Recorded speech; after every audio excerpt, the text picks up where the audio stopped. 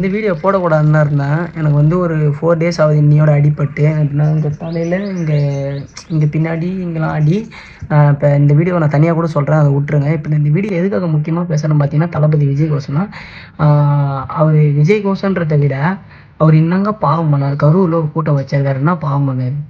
அவரு நம்ம கழுத்தை நெரிச்சு கொண்டு ஒரு வீடியோ ஒன்று போகிற பாருங்க. கீழே போயிட்டு அவன் வீட்டு எதிர்க்க வாசலில் நின்றுன்னு திருடனை பிடி, இந்த திருடனே உள்ளே போகாது, அப்பாவி மக்கள்லாம் அவங்க எனக்காரமா அப்படி இப்படின்னு நம்ம போட்டுருந்தாங்க.